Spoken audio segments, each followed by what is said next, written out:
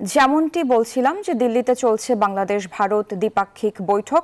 এ বিষয়ে আরও খবর জানাতে ভারত থেকে সরাসরি যুক্ত হচ্ছেন সিনিয়র সাংবাদিক ও রাজনৈতিক বিশ্লেষক সুজন ভট্টাচার্য। সুজন ভট্টাচার্য, আপনাকে স্বাগত জানাচ্ছি। যে বিষয়টি জানতে চাই, ভারত বাংলাদেশ দুই দেশের নতুন সরকার গঠনের পর এটি প্রথম দ্বিপাক্ষিক বৈঠক এবং আমরা এখন পর্যন্ত যতটুকু জানি যে 9টি চুক্তি ও সমঝোতা সই হতে পারে। তো এর মধ্য দিয়ে দুই দেশের সম্পর্কে কি প্রভাব পড়বে বলে আপনার মনে হচ্ছে, একটু বিস্তারিত বলবেন। দেখুন, ভারতের কাছে বাংলাদেশ সবচেয়ে গুরুত্বপূর্ণ প্রতিবেশী এবং সবচেয়ে গুরুত্বপূর্ণ সহযোগীও বটে। আমরা আশা করছি যে যে 10টা চুক্তি আজকে সই হতে পারে সেটা ভার্চুয়ালি সেপা বা কম্প্রিহেন্সিভ ইকোনমিক প্যাক্টের দিকে ঠেলে দেবে। আমরা জানি আমেরিকা এবং মেক্সিকোর মধ্যে যেরকম ইকোনমিক প্যাক্ট আছে এবং একটা ইকোনমিক করিডর গড়ে তোলার চেষ্টা আছে, ভারত এবং বাংলাদেশও সেরকম ভাবছে।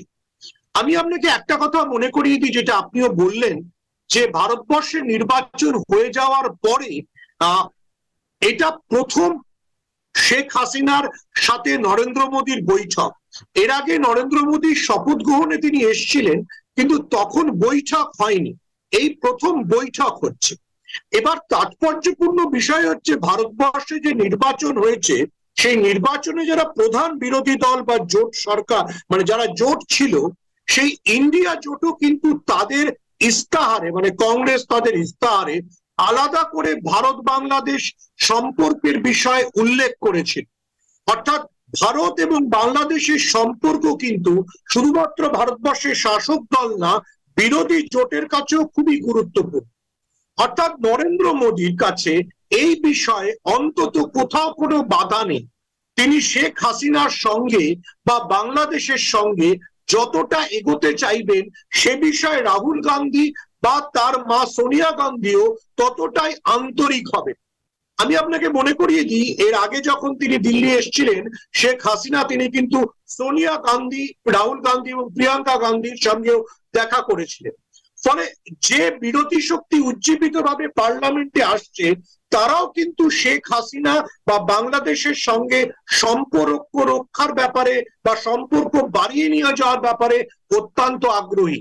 ফলে এটা নরেন্দ্র মোদীর জন্য একটা বাড়তি সুবিধে, এবং সেই সুবিধেকে ব্যবহার করে তিনি ভারত এবং বাংলাদেশকে কতটা ইকোনমিক পাওয়ার হাউসে পরিণত করবেন, সেই দিকে আমরা সবাই তাকিয়ে রয়েছি।